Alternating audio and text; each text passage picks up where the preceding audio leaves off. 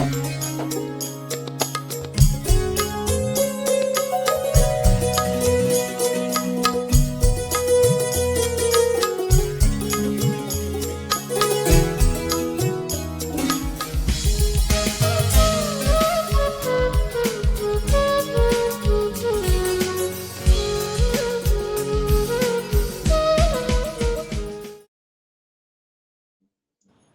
সময় সুপ্রিয় দর্শক, সাদর আমন্ত্রণ জানাচ্ছি স্বাস্থ্য ও এঞ্জেল হসপিটাল স্বাস্থ্য কথা অনুষ্ঠানে। এই অনুষ্ঠানটি সরাসরি আপনারা দেখতে পাচ্ছেন চ্যানেল আই এর নিজস্ব ফেসবুক পেজ থেকে। এই অনুষ্ঠানটি সম্পূর্ণ সঞ্চালনা করব আমি রিফা তারা রিফা। আমরা এই অনুষ্ঠানে আলোচনা করে থাকি স্বাস্থ্য ও চিকিৎসা বিষয়ে। আমি শুনতে পাচ্ছি না।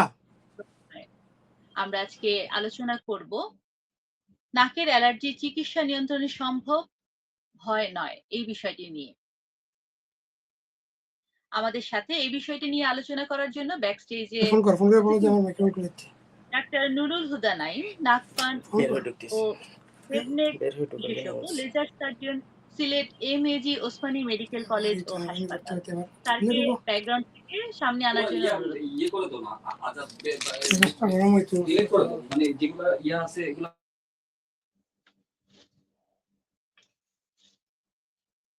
হ্যালো,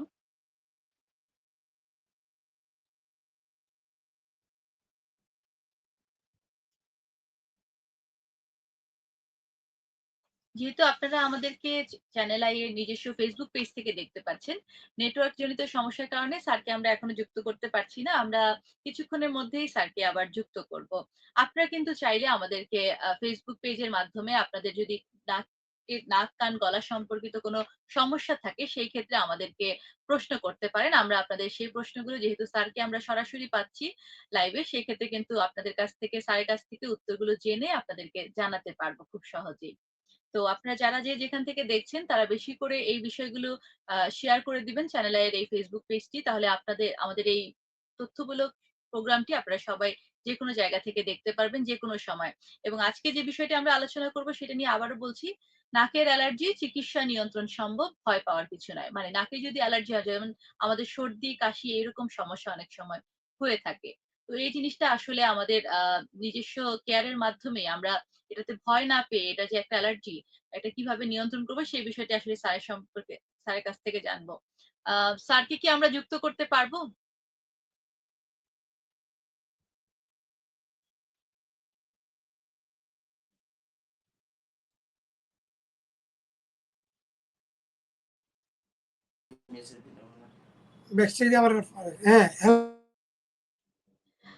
সুপ্রিয় দর্শক, আমাদের সাথে নাকের অ্যালার্জি চিকিৎসা নিয়ন্ত্রণ সম্ভব, ভয় নয়, এই বিষয়টি নিয়ে আলোচনা করার জন্য ব্যাক স্টেজে আমাদের অতিথি ডাক্তার নুরুল হুদা নাইম, নাক কান গলা ও হেডনেক বিশেষজ্ঞ, laser surgeon, Sylhet MAG Osmani medical college বিশ্ববিদ্যালয় উপস্থিত আছেন, হাসপাতাল। স্যারকে অনুরোধ করব ব্যাক স্টেজ থেকে সামনে স্ক্রিনে আসার জন্য। আমার মাইক্রোফোনটা কি খোলা হয়েছে? শোনা যাচ্ছে? হ্যাঁ স্যার, আমরা শোনা যাচ্ছে স্যার। ভালো আছেন? আসসালামু আলাইকুম স্যার। ওয়ালাইকুম আসসালাম। আসসালামু আলাইকুম। প্রিয় দর্শক, আমরা একটু যান্ত্রিক গোলযোগে একটু পিছনে ছিলাম। যাই হোক, আমরা আজকে আলোচনা করব এমন একটা বিষয়, আসলে আমরা অনেকেই এই সমস্যায় ভুগি এবং এই সমস্যাটা অনেকটা মানে স্থায়ী সমস্যার মতো থেকে যায়, অ্যালার্জি সমস্যা। যেহেতু আমি নাক কান গলা রোগ বিশেষজ্ঞ, আমরা নাকের অ্যালার্জি নিয়ে আজকে কথা বলবো। এবং আমরা যেটা প্রথমেই বলেছি যে চিকিৎসার মাধ্যমে সেটা নিয়ন্ত্রণ সম্ভব, সুতরাং ভয়ের কারণ নেই বা হতাশ হওয়ার কোনো কারণ নেই। যে আমরা যদি উপযুক্ত চিকিৎসা গ্রহণ করতে পারি, নাকের অ্যালার্জিকেও আমরা নিয়ন্ত্রণে রাখতে পারবো। তো আমরা মানে আপনাদের আলোচনা যাচ্ছি কি, আপনি প্রশ্নটা করুন প্লিজ। যেহেতু আপনি গান্ত্রিক মানে ডিজিটাল যুগে তো একটু সমস্যা হয়েই থাকে, তো সেই ক্ষেত্রে যেহেতু যখন আপনার ব্যাকগ্রাউন্ডে ছিলেন তখন আমি বলছিলাম যে সাধারণভাবে সর্দি কাশি হলে আমরা অনেক সময় অ্যালার্জি মনে করি, তো সাধারণ মানুষ আসলে কিভাবে বুঝবে কোনটা সর্দি কাশি এবং কোনটা আসলে অ্যালার্জি? স্যার, ধন্যবাদ আপনাকে রিফা তারা রিফা। প্রিয় দর্শক, অত্যন্ত মানে সুন্দর একটা প্রশ্ন। আমি বলবো যে আমরা অ্যালার্জি জনিত কারণে আমাদের সর্দি হাঁচি হচ্ছে নাকি অন্য কোনো কারণে কিভাবে বুঝবো?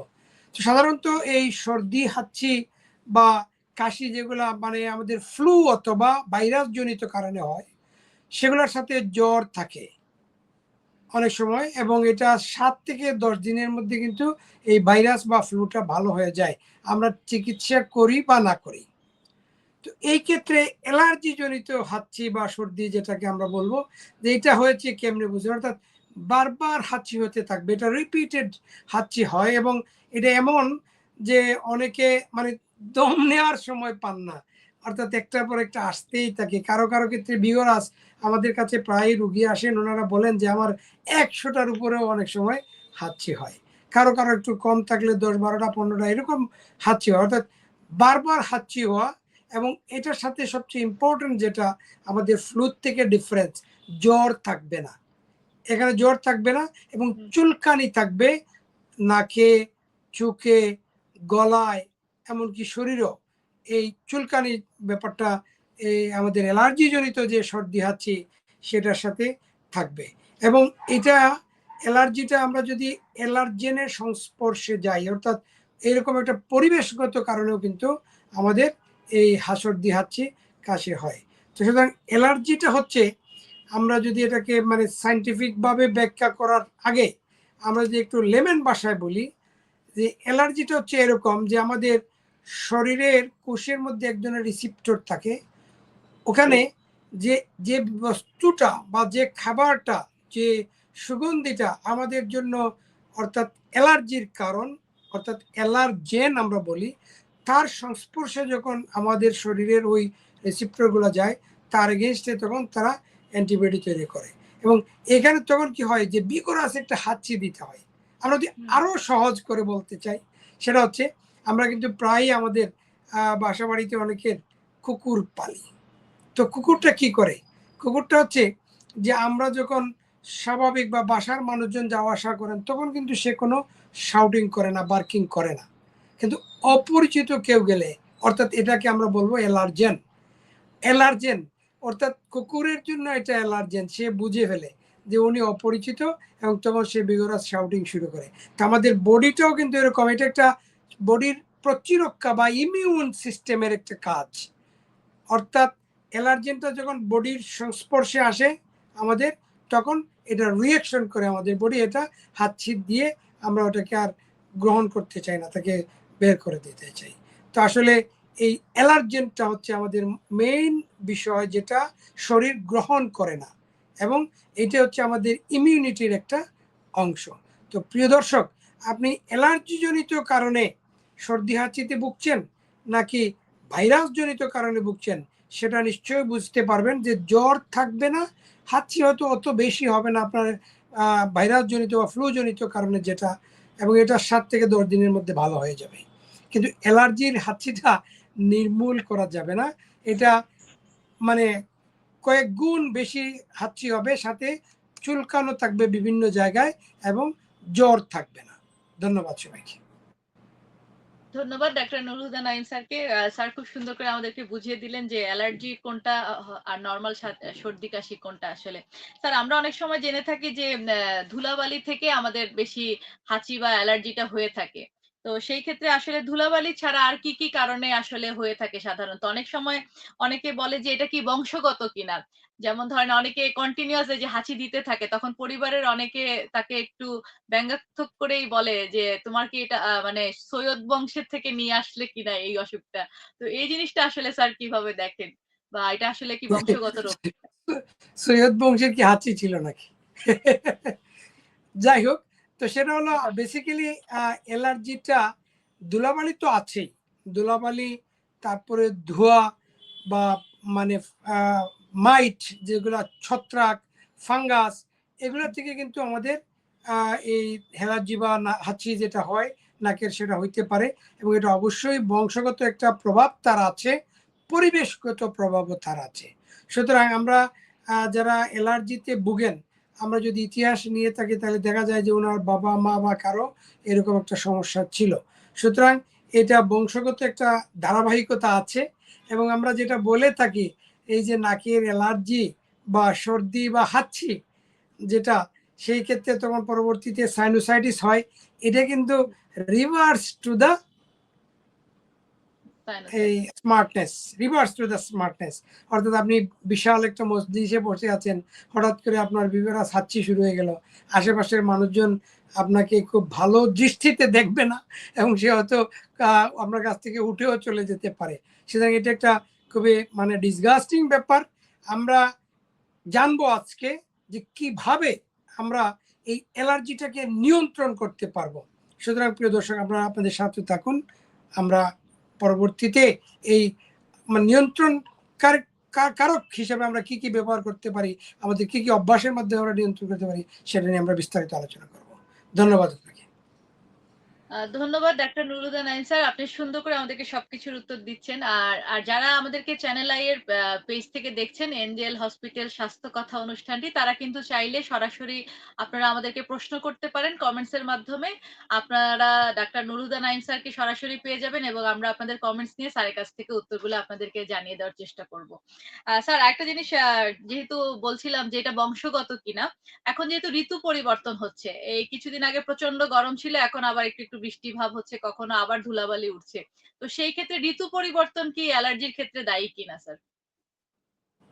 জি, ঋতু পরিবর্তন অবশ্যই অ্যালার্জির উপর প্রভাব ফেলে। কারণ এক এক ঋতুতে আমরা এক এক রকমের মানে অ্যালার্জেন পাই। যেমন সেই ক্ষেত্রে হয়তো পরিবর্তনে ফুলের রেণু, ফুলের গ্রান, ধুলাবালু, ধোঁয়া এগুলা যখন বেশি হয়, তখন কিন্তু অ্যালার্জি যাদের সমস্যা থাকে তাদের এটা আরো বেড়ে যায় এবং অ্যালার্জির প্রকোপটা বাড়ে। সুতরাং ঋতু পরিবর্তনের সাথে অ্যালার্জির কিন্তু ভালো সম্পর্ক আছে এবং এমনকি মাঝে মাঝে আমরা বলি যে কেউ কারো কারো ক্ষেত্রে উনি যে জায়গায় জব করেন ওখানে যদি ওনার অ্যালার্জেনটা বেশি থাকে, আমরা ওনাকে জব পরিবর্তন করতে বলি যে আপনি ভালো থাকার জন্য, অ্যালার্জি থেকে বেঁচে থাকার জন্য আপনি প্রয়োজনে জব পরিবর্তন করেন। এমনকি দেখা গেছে আমাদের এত অঞ্চলে সিলেটের অনেক মানুষ কিন্তু বাইরে থাকেন। তো দেখা যায় যে ওনারা আসার পরে ওনাদের একটা কমপ্লেন থাকে যে আমার ওখানে থাকলে এই সমস্যাটা হয় না, এখানে আসলে এই সমস্যাটা বেশি হয়ে যায়। সুতরাং এই ক্ষেত্রে কিন্তু উনি স্থান পরিবর্তন করলে কিন্তু অনেক সময় অ্যালার্জি থেকে বাঁচা যায়, এর প্রকোপ থেকে বাঁচা যায়। ধন্যবাদ। স্যার, বলছিলেন আপনি যে অনেকে বাহিরের দেশে থেকে আসেন, যেহেতু আপনি সিলেটে এখন প্র্যাকটিস করছেন, তো সেই ক্ষেত্রে আপনার চেম্বারে এনজেল হসপিটালে আপনি দেখতে পান যে বাহিরের প্রবাসী মানে আপনার কাছে আসেন অনেক রুগীরা।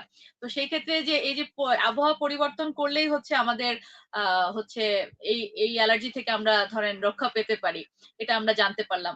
একটা জিনিস জানতে চাচ্ছিলাম স্যার, যে দীর্ঘদিন অনেক সময় অ্যালার্জি হওয়ার পরে অনেকে অবহেলা করেন, মনে করেন নরমাল হাঁচি কাশি হয়েছে, হয়তোবা কিছুদিন পরে এটা ঠিক হয়ে যাবে, কিন্তু এটা থেকে অনেক সময় আমরা শুনতে পাই অনেকের হাঁপানির মতো রোগও হয়ে যায়। তো এটা কি স্যার কিভাবে আপনি বর্ণনা করবেন আমাদেরকে একটু? এটা অবশ্য সত্য যে আমরা যদি অ্যালার্জিটাকে নিয়ন্ত্রণে না রাখি, আমাদের ছোটবেলা থেকে কিন্তু অনেক বাচ্চা বয়স থেকে কিন্তু অনেকের এই অ্যালার্জির সমস্যাটা দেখা দিতে পারে এবং বয়স্ক হইলে অনেকের আরেকটু এটা বেড়ে যায়। তো সেই ক্ষেত্রে অ্যালার্জিটাকে যদি আমরা নিয়ন্ত্রণে না রাখি, একটা সময় কিন্তু সেটা শ্বাসকষ্ট বা হাঁপানি রোগের মতো করে আমাদের শরীরে দেখা দিতে পারে। সুতরাং এই অ্যালার্জিটাকে কোনোভাবেই অবহেলা করবেন না। যথাসম্ভব এটার দ্রুত এবং সময় মতো যথাযথ নিয়ন্ত্রণের কাজটা আমাদেরকে করতে হবে। তাইলে কিন্তু আমরা এই হাঁপানি বা অ্যালার্জি জনিত যে শ্বাসকষ্ট সেটা থেকে আমরা বাঁচতে পারবো। অ্যাজমাটিক প্রবলেম অনেক থেকে সময় এটা আমরা কেউ অ্যাজমা বা হাঁপানি বলে থাকি আরকি। জি। আচ্ছা, একজন আমাদেরকে কমেন্টস করেছেন, এমডি সোহাগ চৌধুরী। স্যার, আসসালামু আলাইকুম। অ্যালার্জি পার্মানেন্ট সলিউশন কি আছে? পার্মানেন্ট সলিউশনটা আসলে জানতে চেয়েছেন। ধন্যবাদ প্রিয় দর্শক সোহাগ চৌধুরী। আমরা আসলে অ্যালার্জি সম্পর্কিত এযাবৎকালের যে তথ্য সেটা কিন্তু এখনো it is not a curative one, it is a or eradicated one. এটাকে আমরা আসলে কন্ট্রোলেবল ডিজিজ বলি। অর্থাৎ এই অ্যালার্জিটাকে আমরা এখনো পর্যন্ত একদম পার্মানেন্টলি রিমুভ করার চিকিৎসা আবিষ্কার হয়নি। সুতরাং এটাকে আমরা নিয়ন্ত্রণে রাখতে পারি। এই নিয়ন্ত্রণে রাখার জন্য আমাদেরকে আসলে ৩টা পথ অবলম্বন করতে হবে। প্রিয় দর্শক একটু মনোযোগ দিয়ে শুনেন যে অ্যালার্জিটাকে আমরা নিয়ন্ত্রণ করব, এটাকে একদম কিউর করা আমাদের পক্ষে সম্ভব না, অনেক মানে এখনো পর্যন্ত এরকম চিকিৎসা আবিষ্কার হয়নি।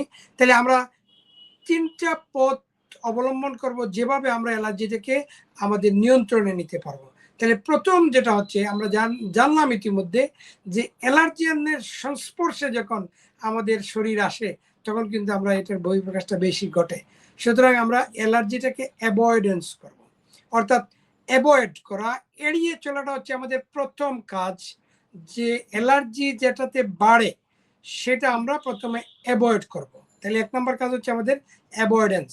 2 নম্বর হচ্ছে আমরা 2-3টা মেডিসিন আমরা প্রথমে আক্রান্ত অবস্থায় গ্রহণ করব এবং পরবর্তীতে এটা আমাদের সংরক্ষণে রেখে দিব, যাতে পরবর্তীতে আক্রমণ হলে আমরা এটা যেন ব্যবহার করতে পারি। আমি প্রায়শ যে কথাটা বলে থাকি সেটা হচ্ছে যে, অর্থাৎ আমরা সেকেন্ড লাইন বলছি, সেকেন্ডটা হচ্ছে মেডিকেশন। এই মেডিকেশনটা হচ্ছে অ্যালার্জিকে যদি আমরা শত্রু ভাবি বা অ্যালার্জেনকে আমরা শত্রু ভাবি, অ্যালার্জেন যখন আমার বডির কাছাকাছি আসবে তখন আমরা এটাকে আমার যে অস্ত্র যে মেডিকেশন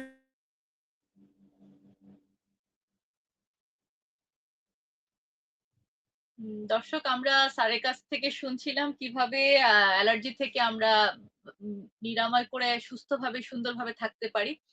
স্যারের কাছে, ডাক্তার নুরুল হুদা নাইম স্যারের কাছে আমরা আবারও ফিরে যাব। তার আগে আমরা এনজেল হসপিটাল স্বাস্থ্য কথার একটি ছোট্ট বিরতি নিয়ে নিচ্ছি। বিরতির পরে আবারও ফিরে আসছি। আপনারা চাইলে কিন্তু আমাদেরকে কমেন্টস এর মাধ্যমে আমাদের সাথে যুক্ত হয়ে স্যারের কাছ থেকে আপনাদের তথ্যগুলো জেনে নিতে পারেন। নাক, কান, গলায় যেকোনো সমস্যায় আপনারা আজকে আমাদেরকে এখন লাইভ কমেন্টস করতে পারছেন। আমরা একটা ছোট্ট বিরতি নিয়ে আসছি। সাথেই থাকুন। এনজেএল ইএনটি সেন্টার আন্তর্জাতিক মানসম্পন্ন একটি হাসপাতাল। সিলেটের কাজলশাহ এলাকায় এটি প্রতিষ্ঠিত। চিকিৎসা সেবাকে ব্রত হিসেবে নিয়ে 2014 সালে এনজেএল প্রতিষ্ঠা করেন দেশ বরেণ্য ইএনটি চিকিৎসক, সিলেটের কৃতি সন্তান ডাক্তার নুরুল হুদা নাইম। নাক, কান, গলা রোগের সুচিকিৎসায় এনজেএল এক উজ্জ্বল দৃষ্টান্ত। Total ENT care, latest technology, laser ও কবলেশনের মাধ্যমে এনজেএল এ ইএনটি সম্পর্কিত সব ধরনের সার্জারি সহ উন্নত মানের চিকিৎসা সেবা দেয়া হয়। এনজেএল এ রয়েছে বিশেষজ্ঞ চিকিৎসক সহ রোগীর নিবিড় পরিচর্যার জন্য নিবেদিত প্রাণ দক্ষ সেবিকা team. NJL total ENT care, 15 Kajalshah Osmani medical road, Sylhet. সুপ্রিয় দর্শক, ছোট্ট একটা বিরতির পরে আবারও আমরা ফিরে আসলাম। আপনাদের সাথে আছি আমি রিফা তারা রিফা, এবং অতিথি হিসেবে আমাদের সাথে আছেন ডাক্তার নুরুল হুদা নাইম, নাক, কান, গলা বিশেষজ্ঞ, হেড নেক বিশেষজ্ঞ, laser surgeon, Sylhet MAG Osmani medical college হাসপাতাল। স্যার, আপনি কি আছেন আমাদের সাথে? হ্যাঁ, আমাকে শোনা যাচ্ছে? হ্যাঁ স্যার, আপনাকে শোনা যাচ্ছে। আমরা বিরতির আগে আপনার কাছ থেকে শুনছিলাম যে কিভাবে অ্যালার্জি আমরা দূর করতে পারবো এবং কি কি লক্ষণ দেখে বুঝতে পারবো। তো সেই ক্ষেত্রে আপনি সাইনাসের কথা বলছিলেন স্যার। তো সাইনোসাইটিস যে এই প্রবলেমটা আমাদের হয়, এই ক্ষেত্রে আসলে আমরা কিভাবে চিকিৎসা নিতে পারি সেটা যদি বলতেন। কারণ এখন প্রায় রোগেরই অনেক রোগীকেই আমরা দেখতে পাই যে প্রচন্ড মাথা ব্যথা এবং সর্দি কাশি লেগেই থাকছে। তো সেই ক্ষেত্রে সাইনাসের ক্ষেত্রে আসলে কি করব, যদি আপনি আমাদেরকে বিস্তারিত বলতেন। ধন্যবাদ রিফা তারা রিফা। প্রিয় দর্শক, আমরা অত্যন্ত দুঃখিত যে আমরা মাঝে মাঝে একটু আমাদের নেটওয়ার্কে প্রবলেম করছে বা কল চলে আসলে ঝামেলায় পড়ে যাচ্ছি। যাই হোক, আমরা যে কথা বলছিলাম যে অ্যালার্জিটাকে আমাদের নিয়ন্ত্রণে রাখার জন্য 3টা পথ অবলম্বন আমাদের করতে হবে। আমরা 2টাতে ছিলাম। প্রথমটা বলছি আমরা অ্যাভয়েডেন্স, দ্বিতীয়টা বলেছি আমরা মেডিকেশন। এই মেডিকেশনের ক্ষেত্রে যেটা আমরা বলছি যে অ্যালার্জেনের সংস্পর্শে যখন আমাদের বডিটা আসে তখন আমরা যে 3টা মেডিসিন আমরা আমাদের মজুদ রাখবো, এগুলা আমাদের ব্যবহার করা শুরু করতে হবে। একটা হচ্ছে নাকের জন্য স্টেরয়েডের এক ধরনের নাক নেজাল স্প্রে আছে, সেটা আমরা ব্যবহার করব। একটা অ্যান্টিহিস্টামিন ট্যাবলেট যেটা সুইটেবল। এখানে আবার একটা কথা আছে, কথাটা হচ্ছে যে এই অ্যান্টিহিস্টামিন ট্যাবলেটটা কিন্তু সব অ্যান্টিহিস্টামিন কিন্তু সবার জন্য সমান কার্যকর নয়। যাদের আমরা এক্ষেত্রে আমরা যাদের মানে যে অ্যান্টিহিস্টামিনটা খেলে উনি ভালো ফলাফল পান সেটা ব্যবহার করা ভালো। এরপরে হচ্ছে আমরা একটা মন্টিলোকাস্ট নামে একটা ওষুধ আছে, সেটা আমরা খেয়ে থাকি। তো এই 3টা মেডিসিন আমরা যখন আক্রমণ বেশি হবে তখন আমরা ব্যবহার করব, এবং মাঝামাঝি সময়গুলোতে আমরা অ্যাভয়েডেন্স করে যাব। তারপরে যদি কখনো কোনো কারণে অ্যালার্জির প্রকোপ বেড়ে যায় তখন আমরা এই ওষুধগুলো ব্যবহার করব। তাহলে বাকি থাকলো একটা পথ, সেটাই হচ্ছে আমাদের জন্য সবার ভয়ের পথ, অর্থাৎ আমরা অপারেশন করতে হবে। তো অ্যালার্জির জন্য অপারেশন আসলে খুব গুরুত্বপূর্ণ না, তার চেয়ে বড় সমস্যা হচ্ছে, অর্থাৎ এই অ্যালার্জি, নাকের অ্যালার্জিটা শুধু যে নাকের এই অ্যালার্জি হিসাবে থাকে এমন কিন্তু না।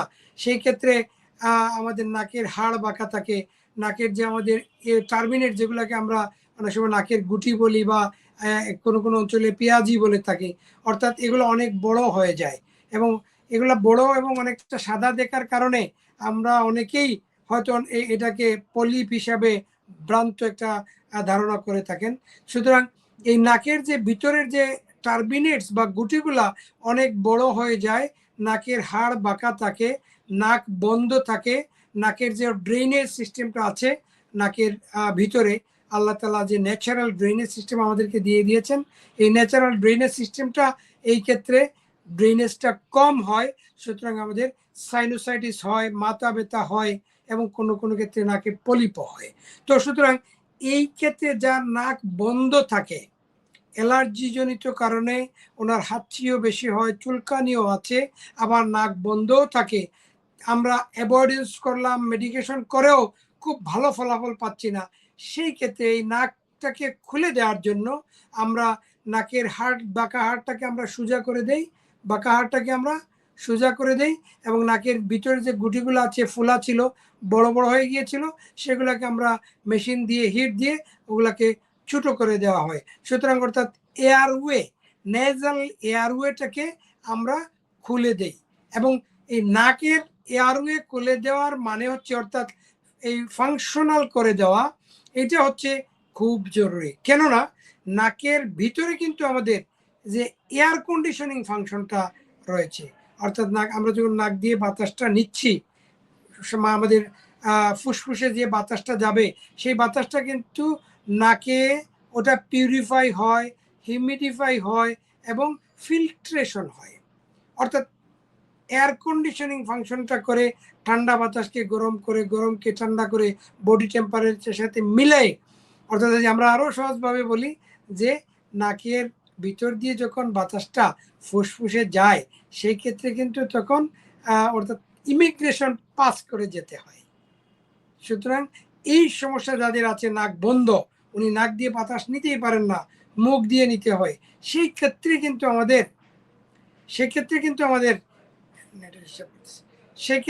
আমাদের মানে তখন ওই যে সার্জারিটা করলে নাকটা খুলে যায়, নাকটা ফাংশনিং হয়ে যায়, আমরা কিন্তু কমফোর্টেবল লাইফ লিড করতে পারি।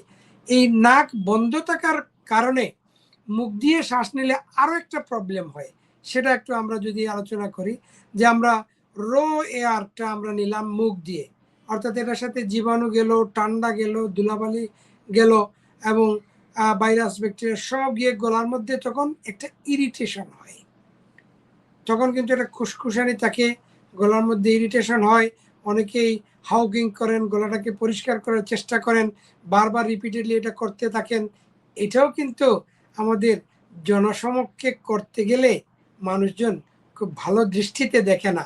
আপনার নাক পরিষ্কার করা লাগবে, অথবা আপনি গলাটাকে একটু পরিষ্কার করে নেবেন, আপনি যে শব্দটা করছেন খেকখানি বা হাউকিং বা চৌকিং, এগুলা কোনোটাই কিন্তু আসলে ভদ্র সমাজের জন্য একটু বিপজ্জনক, এগুলো অনেকেই পছন্দ করেন না। সুতরাং প্রিয় দর্শক, যাদের অ্যালার্জি আছে, আমরা একটু সতর্ক থাকব। আমরা যে সমস্ত মানে আইটেম, খাবারের হোক, সেটা ফুলের রেণু হোক, এটা আমার এই বডি স্প্রে হোক, হ্যাঁ, ঘ্রাণ, এই সমস্ত যেগুলো থেকে আমরা অ্যালার্জি আমার বাড়ে, সেগুলো আমরা অ্যাভয়েডেন্স করব, মেডিকেশন গ্রহণ করব। এরপরেও যদি ভালো কাজ না হয়, নাক বেশি বন্ধ থাকে, তাইলে কিন্তু আমরা তখন অপারেশনে যাব, এবং এই অপারেশন করলে অপারেশন করলে আপনার নাক পরিষ্কার থাকবে, আপনি নাক দিয়ে বাতাস নিতে পারবেন। মনে রাখতে হবে একটা কথা, সেটা হলো যে অপারেশন করেছেন, আপনার নাক খুলে গিয়েছে, আপনার 80% হাঁচি কমে গিয়েছে, সর্দি হাঁচি কমে গিয়েছে, কিন্তু 100% কিন্তু কমবে না। এবং আবারও যদি আপনার শরীর অ্যালার্জেনের সংস্পর্শে যায়, তাইলে কিন্তু আপনার সেই হাঁচি মানে সর্দি সেটা হবে। এটাই হচ্ছে আমাদের, অনেকেই বলে থাকেন যে নাকের অপারেশন করলে কমে না, আবার হয়ে যায়। তো আসলে আমরা তো আবার হয়ে যায় এর চেয়ে আমরা বলবো আপনার তো কিছুটা রয়ে যায়। সুতরাং আপনার আবার হয়ে যাওয়ার চেয়ে রয়ে গিয়েছে সেটাই আবার আপনার প্রকোপ বাড়বে যদি আপনি অ্যালার্জেনের সংস্পর্শে যান। ধন্যবাদ আপনাকে। কি হলো নেটে ডিস্টার্ব? ধন্যবাদ ডাক্তার নুরুল হুদা নাইম স্যারকে যে এত সুন্দর করে আমাদেরকে সবকিছু বোঝানোর জন্য। স্যার আরো অনেক কমেন্টস আসছে। একজন স্যার ইনবক্সে করেছেন যে অনেকে ফার্মেসি থেকে নিজেই নাকের ড্রপ নিয়ে নেন। রুমানা ঢাকা থেকে উনি প্রশ্নটা করেছেন যে অনেকে নিজে থেকেই বছরের পর বছর একটা ড্রপ হয়তোবা ১ম বার ডাক্তারকে দেখিয়েছিলেন অ্যালার্জির প্রবলেমের কারণে। তারপর থেকে সে নিজে থেকেই সেই ড্রপ গুলো ফার্মেসি থেকে কিনে দিচ্ছে। সেই ক্ষেত্রে আসলে চিকিৎসকের পরামর্শ ছাড়া এরকম ড্রপ বা স্প্রে দেওয়া আসলে ঠিক কিনা? খুব গুরুত্বপূর্ণ একটা ইস্যু। আসলে অ্যালার্জিতে যারা ভোগেন তারা বারবার ডাক্তারের কাছে যাওয়ার যে ঝামেলা, ঝক্কি ঝামেলা, এটা না, এটা থেকে বাঁচার জন্য অনেকেই ফার্মেসি থেকে এগুলো ব্যবহার করেন। বাট এটা কোনোভাবেই মানে ঠিক নয়। ঠিক নয় এই কারণে যে নাকটা বন্ধ, নাক খোলার জন্য সবচেয়ে কার্যকরী যে ড্রপ হইল এন্টি, মানে আমাদের যে নাকের ড্রপ আছে জাইলোমেটাজোলিন। তো এইগুলা ব্যবহার করলে খুব তাড়াতাড়ি রেসপন্স হয়।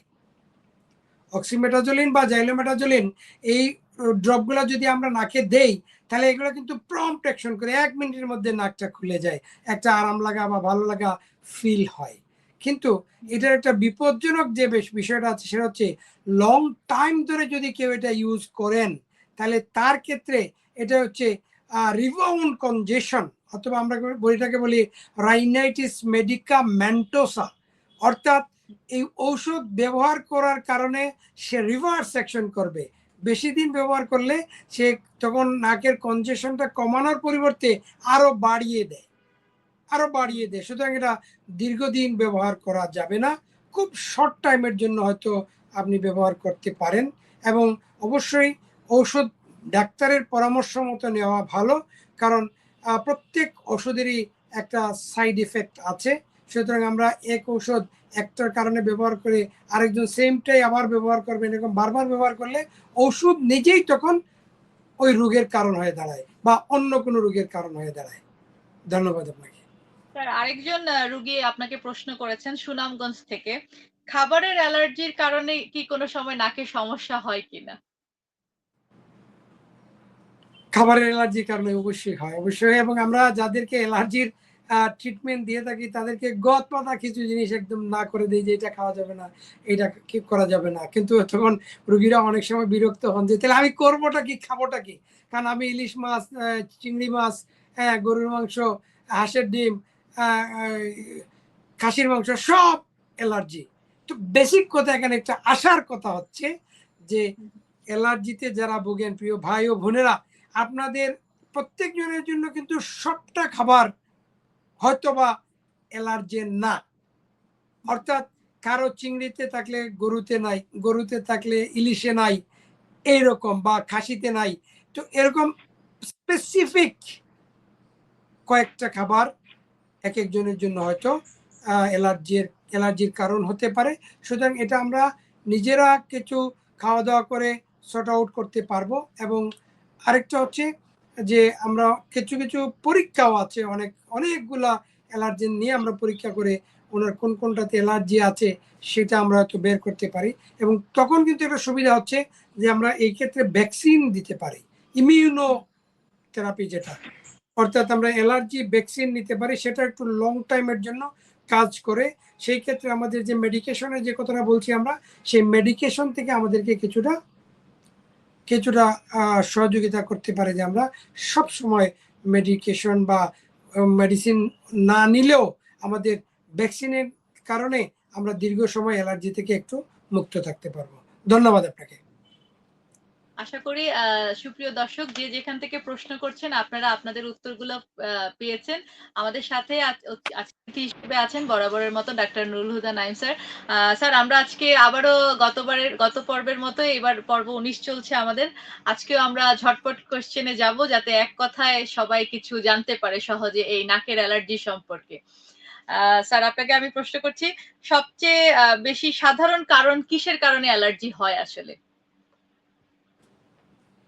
সবচেয়ে সাধারণ কারণ হচ্ছে ধুলাবালি। ঘরে আমাদের যেগুলো থাকে, এই যে ডাস্ট মাইট যেগুলো আছে, এবং ধোঁয়া যেগুলো আমাদের হয়তো অনেক সময় দেখা যাচ্ছে যে অনেকেই আমাদের কাছে আসেন যে উনি রান্না বান্না করতে গেলে ওনার হাঁচি সর্দি শুরু হয়ে যায়। সুতরাং এইগুলোই হচ্ছে আসলে কমন কারণ। এটা থেকে বাঁচার জন্য আমরা জটপট থেকে একটু দূরে চলে যাই, যে শীতের দিন আসলে আমরা কিন্তু গতবারের গরম কাপড়টা আবার ইউজ করা শুরু করি। এই ক্ষেত্রে কিন্তু অবশ্যই আপনি ধুয়ে ভালো মতো রোদে শুকিয়ে ব্যবহার করবেন। ধন্যবাদ প্রিয় দর্শক। এটা কি ছোঁয়াচে কিনা এটা? অনেক ছোঁয়াচে রোগ আছে, বাট অ্যালার্জিটা ছোঁয়াচে না। এটা একটা বংশগত বা পরিবেশ থেকে আপনি হয়তো কিছুটা পেয়ে যেতে পারেন, বাট এটা ছোঁয়াচে না। পুরোপুরি ভালো হয় কিনা স্যার? এটা আসলে হয়তো কেউ আশাহত হতে পারেন। আমরা আগেও বলছি, it is not a curable disease, it is a controllable one. অর্থাৎ এটাকে নিয়ন্ত্রণ করতে হবে, একদম মানে ভালো হয়ে যায় না, কিন্তু নিয়ন্ত্রণে রেখে আমরা কিন্তু পুরোপুরি সুস্থ জীবনযাপন করতে পারি। গর্ভ অবস্থায় চিকিৎসা সম্ভব কিনা? অবশ্যই সম্ভব, এবং গর্ভাবস্থায় একটু আমাদেরকে সেফ ড্রাগ দিতে হয়। এবং একটা বিষয় মাথায় রাখতে হবে যে গর্ভাবস্থায় কিন্তু এই অ্যালার্জির প্রকোপটা আরো বেড়ে যায়, কারণ তখন একটু ব্লাড সার্কুলেশন বাড়ে নাকের মধ্যে, এবং তখন সমস্যাগুলো আর একটু বেড়ে যায়, এবং চিকিৎসা সম্ভব। আচ্ছা স্যার, আরেকটা জিনিস জানতে চাচ্ছিলাম যে অ্যালার্জি যখন হয় এটা নিয়ে কি আসলে অবহেলা করা আমাদের উচিত কিনা? উঠেও না। অবহেলা করলেই আপনার আরো বড় বড় সমস্যা আপনার দেখা দিবে। সাইনোসাইটিস থেকে শুরু করে আপনার অ্যালার্জি, অ্যাজমা, এবং যেটা আমরা বলছি শ্বাসকষ্ট বা হাঁপানি রোগ পর্যন্ত হয়ে যেতে পারে। সুতরাং আপনাকে অ্যালার্জিতে যদি আপনি ভোগেন, আপনি অবশ্যই কিছুটা সতর্ক থাকতেই হবে আপনাকে সাধারণ মানুষের তুলনায়। ধন্যবাদ। ধন্যবাদ স্যার, আমাদের আজকে ঝটপট কোয়েশ্চেন আপনি খুব তাড়াতাড়ি সবকিছু উত্তর দিয়েছেন। আরেকটা জিনিস স্যার আপনার কাছ থেকে একটু জানতে চাচ্ছিলাম, যেহেতু নাক কানের বিষয় নিয়ে আমরা কথা বলছি এবং আজকে আমাদের বিষয় হচ্ছে নাকের অ্যালার্জি চিকিৎসায় নিয়ন্ত্রণ সম্ভব, ভয় নয়। তো সেই ক্ষেত্রে স্যার আপনি যদি আমাদের কাছে কোনো অনুভূতি বলতেন, যে আপনার তো অনেক রোগী দেখা হয়, প্রত্যেক দিনই আপনার চেম্বারে গেলেও শোনা যায় যে আপনার সিরিয়াল আমরা কেউ পাচ্ছি। তো সেই ক্ষেত্রে স্যার আপনি যদি বলতেন যে আমরা কিভাবে আসলে এই নাকের চিকিৎসার ক্ষেত্রে আপনার কি ধরনের অনুভূতি আছে যে রোগীরা অনেক বেশি সাফার করছে, যদি আমাদের সাথে একটু ছোট করে শেয়ার করতেন।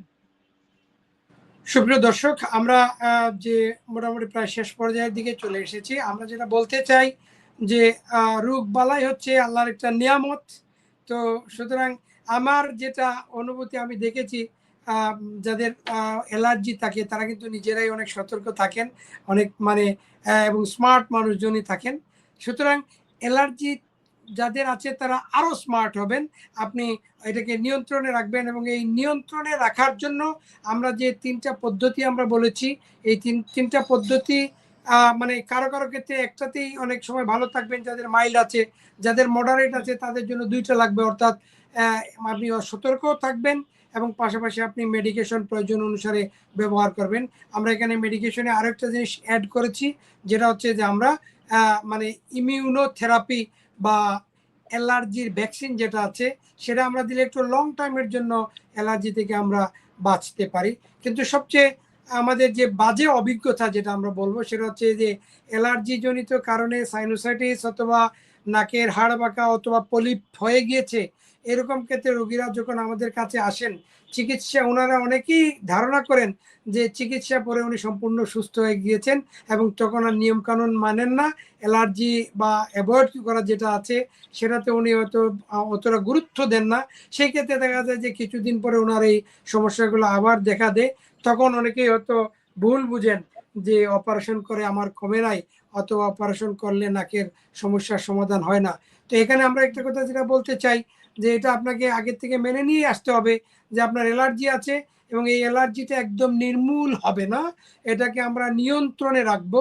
এবং যখন আমি নাক বন্ধ এবং পলিপ, সাইনোসাইটিস, এটার কারণে আমার শ্বাস নিতে কষ্ট হচ্ছে, সেই তখনই আমরা অপারেশন করব। এই অপারেশনটা আপনার অ্যালার্জিকে নির্মূল করতে পারবে না। আমরা বলি যে 80% ক্ষেত্রে কিন্তু আপনি হয়তো ভালো হয়ে যাবেন, বাকি 20% আপনার থেকে যাবে। এবং ওটার জন্য আপনাকে কিন্তু অপারেশনের পরেও নিয়মকানুন মেনে চলতে হবে, যেটা আমাদের অনেক রোগী সেটা মানতে চান না বা মানেন না। কারণ প্রথম 2-3 মাস অপারেশনের পরে খুবই ভালো যায়, উনি কোনো নিয়মকানুন বালাই করেন না, কিন্তু পরবর্তীতে যখন আবার শুরু হয় তখন আবার ওনার ওই মনোকষ্টের কারণ হয় যে না, আমি কেন আমি অপারেশন করলাম। তো আমরা যেটা বলছি যে অ্যালার্জি থাকলেই অপারেশন করতে হবে, নট নেসেসারি, এটা কিন্তু না। অ্যালার্জি আছে নাকের, কিন্তু অপারেশন আমরা কখন করব? পলিপ হয়ে গিয়েছে, অপারেশন করতেই হবে। আপনার নাকের হাড় বাঁকা এবং আপনার নাকের গুটিগুলো অনেক বেশি অ্যালার্জিজনিত কারণে বড় হয়ে আপনার নাক বন্ধ হয়ে যায়, আপনি নাক দিয়ে বাতাস নিতে পারেন না, মুখ দিয়ে নিতে হয়, সেই ক্ষেত্রে বারবার আপনার ফেরিনজাইটিস হচ্ছে, আপনি খুশখুশি কাশি আপনার কমে না, এরকম ক্ষেত্রে অপারেশনে আপনি অবশ্যই উপকার পাবেন। কিন্তু মনে রাখতে হবে যে অপারেশন অ্যালার্জিজনিত কারণের বা অ্যালার্জি যাদের আছে তাদের নাকের অপারেশন করলেও উনি কিন্তু 100% ভালো হয়ে যাচ্ছেন না। অর্থাৎ ওনাকে 20% রয়ে যাওয়া অ্যালার্জির জন্য ওনাকে কিন্তু নিয়মকানুনের মধ্যে থাকতে হবে এবং আরও বেশি স্মার্ট হতে হবে। প্রয়োজনে এমন যদি হয় যে ওনার জবের জায়গাতে ধুলোবালি বেশি, ধোঁয়া বেশি, অথবা মানে মানে গান, যেটাকে আমরা বলি পারফিউম, এরকম জায়গাতে যদি কেউ থাকেন যে ওনার এই ক্ষেত্রে অ্যালার্জি বেড়ে যায়, সেক্ষেত্রে জব আপনি সুইচ ওভার করতে পারেন, এখান থেকে অন্য জায়গায় আপনি আরও একটা জব নেন যেখানে আপনার হয়তো এই অ্যালার্জির প্রকোপটা বাড়বে না, শ্বাসকষ্ট হবে না, আপনি অ্যালার্জি বা হাঁপানিতে ভুগবেন না। প্রিয় দর্শক, অ্যালার্জি হলে আপনাকে আল্লাহ একটা নিয়ামত দিয়েছেন, অর্থাৎ আপনি হাঁচি দিবেন, আলহামদুলিল্লাহ বলবেন, আল্লাহ খুশি হয়ে যাবেন। সুতরাং আপনি এটাকে এভাবেই দেখেন যে আপনার অ্যালার্জি জনিত কারণে আপনি যতবার আলহামদুলিল্লাহ বলেন, একজন সাধারণ মানুষ কিন্তু এইভাবে বলছেন না, বলতে পারছেন না। সুতরাং এটাও কিন্তু আপনার জন্য একটা নিয়ামত। আর আমরা যদি আপনার কষ্ট বেশি হয়, কোনো কারণে নাক বন্ধ, আপনি বাতাস নিতে পারছেন না, সেই ক্ষেত্রে আমরা ইএনটি ডাক্তাররা আপনাকে নাকের অপারেশন করে, সাইনোসাইটিস দূর করে, পলিপ দূর করে, নাকের গুটিগুলাকে মেশিন দিয়ে একটু মানে সাইজ করে, অর্থাৎ ছোটো করে আমরা আপনার নাকটাকে ফাংশনিং নাক করে দিতে পারি। এবং তখন আপনি নাক দিয়ে বাতাস আনা নেওয়া করবেন, বাতাস ফিল্ট্রেশন হয়ে যাবে, পিউরিফিকেশন হয়ে যাবে, হিউমিডিফিকেশন হয়ে যাবে, অর্থাৎ আপনি আপনার যে ফেরিনজাইটিস যেটা আমরা বলছি, মানে অর্থাৎ ফুসফুসে বাতাস, পিউরিফাইড বাতাস যাবে, আপনার অন্যান্য সমস্যাগুলা কমে যাবে, আপনি একটা প্রায় সুস্থ জীবনযাপন করতে পারবেন একটু সতর্কতা অবলম্বন করার মাধ্যমে। সুতরাং আপনি আল্লাহর কাছে স্পেশাল বান্দা, আপনাকে আল্লাহ মানে এই নিয়ামতটুকু দিয়েছেন, সুতরাং আপনি একটু সুন্দরভাবে একটু কেয়ার নিয়ে আপনি একটু জীবনযাপন করবেন। এটাই হচ্ছে আমাদের অ্যালার্জিজনিত রোগে যারা ভুগছেন সেই সমস্ত ভাই বোনদের প্রতি আমাদের পরামর্শ। আপনারা অবশ্যই ভয় পাবেন না, অবহেলা করবেন না, আপনারা যথাযথ চিকিৎসা গ্রহণ করবেন এবং লাইফস্টাইলটা একটু পরিবর্তন করে নেবেন আপনার মতো করে, তখন দেখবেন যে আপনি সুস্থ জীবনযাপন করছেন। আরেকটা কথা একটু বলে রাখা ভালো, অনেক সময় আমাদের কিন্তু প্রায় এখন দেখি অনেকের একটা শখ আছে যে বিড়াল পালেন, তো বিড়ালের লোম বা গৃহপালিত পশুর লোম থেকেও কিন্তু অ্যালার্জি হতে পারে। তো যাদের, আমার কাছে কিছু রোগী প্রায়ই আসেন, ওনারা বিড়াল নিয়ে রাতে ঘুমান, আবার অ্যালার্জিও ওনাদের মানে প্রচণ্ড। সুতরাং এটা একসাথে চলতে পারবে না, আপনাকে বিড়াল পালা বাদ দিতে হবে। এবং এই আরেকটা হচ্ছে যে কার্পেট ব্যবহার করা যাবে না, যাদের অ্যালার্জি আছে তারা কিন্তু ঘরে কার্পেট ব্যবহার করতে পারবেন না, অর্থাৎ ওনারা মানে যেন কোথাও কোনো ধুলাবাড়ি না থাকে, ঘরটাকে পরিষ্কার পরিচ্ছন্ন রাখবেন এবং নাকটাকেও পরিষ্কার পরিচ্ছন্ন রাখবেন এবং যথাসময়ে প্রয়োজনে ডাক্তারের পরামর্শ নিয়ে চিকিৎসা করবেন, তাইলে ভালো থাকবেন। সবাই ভালো থাকুন, সুস্থ থাকুন এবং অ্যালার্জি থেকে মুক্ত থাকুন, অর্থাৎ অ্যালার্জি থেকে নিয়ন্ত্রণে রেখে আপনি সুন্দর জীবন যাপন করুন। এই আশাবাদ ব্যক্ত করে আজকের মতো বিদায় নিচ্ছি। আমি ডক্টর নুরুল হুদা নাইম। আপনারা সবাই ভালো থাকবেন। আমাদের একটা NJL ENT সেন্টার আছে কাজল শাহ, সিলেটে। আপনাদের নাকের সমস্যায় যারা ভুগছেন, যদি কারো এমন হয় যে আপনার অপারেশন প্রয়োজন কিন্তু টাকার অভাবে পারছেন না, আমরা আছি আপনার পাশে। NJL ENT হসপিটাল, কাজল শাহ, সিলেট। সবাইকে অনেক অনেক ধন্যবাদ। আসসালামু আলাইকুম। ওয়ালাইকুম সালাম। ধন্যবাদ স্যার। আমরা সুপ্রিয় দর্শক, আমরা দেখতে দেখতে আসলে অনুষ্ঠানের শেষ পর্যায়ে চলে এসেছি। এমনি আপনারা আজকে জানতে পারলেন যে অ্যালার্জি, নাকের অ্যালার্জি এটা ভয়ের কোনো কারণ নয়। এটাকে অবহেলা না করে সুন্দরভাবে, সুষ্ঠুভাবে যদি আমরা নিজেকে যত্ন করি, তাহলে আমরা এই অ্যালার্জি থেকে আসলে সুস্থভাবে বাঁচতে পারবো। সেই ক্ষেত্রে আপনারা মাস্ক ব্যবহার করতে পারবেন। স্যার বললেন, তারপরে হচ্ছে নাকের ড্রপ নিতে পারবো। যাদের প্রয়োজন হবে, খুব বেশি প্রয়োজন হবে, তাদের আমরা সার্জারির মাধ্যমে ভালো হওয়ার পরে যাতে নিজের যত্ন করি। এমনকি বাসায় যদি পোষা বিড়াল বা কুকুর থাকে, তাদের কাছ থেকেও আমরা অ্যালার্জি থাকলে দূরে থাকবো। এবং কার্পেট যদি থাকে বা ধুলাবালি, যেসব জায়গায় ধুলাবালির কাজ চলছে, কলকারখানাও হতে পারে, বা রাস্তায় অনেক সময় অনেকে রিক্সা চালক আছেন, এদেরও অনেক সময় অ্যালার্জি প্রবলেম হয়। তারা এইসব কাজ থেকে আমরা দূরে থাকবো, তাহলেই আসলে সবাই সুস্থ থাকতে পারবো এবং ভালো থাকতে পারবো। তবে নাকের অ্যালার্জির জন্য মাস্ক ব্যবহারটি আসলে সবচেয়ে ভালো হবে। স্যার, আপনি অনেক ব্যস্ত থাকার পরেও আমাদেরকে সময় দিয়েছেন, সেজন্য আপনাকে অনেক ধন্যবাদ। আর আপনারা আমাদেরকে পরবর্তী অনুষ্ঠানে, আজকে আরো অনেক কমেন্টস এসেছিল। যেহেতু আমাদের অনুষ্ঠান আজকে শেষ পর্যায়ে, তাই আর কমেন্টস গুলো নিতে পারছি না। যারা যারা কমেন্টস করেছেন তাদেরকে অনেক অনেক ধন্যবাদ। আর সবাই চ্যানেল আই এর সাথেই থাকুন। আমাদের পেজ এঞ্জেল ENT সেন্টারকেও ফলো করেন। ডাক্তার নুরুল হুদা নাইমের নিজস্ব ফেসবুক পেজ আছে, সেটাকেও ফলো করে দিবেন। সবাই আমাদের আগামী পর্ব দেখার জন্য আমন্ত্রণ রইল। সুস্থ থাকবেন, ভালো থাকবেন।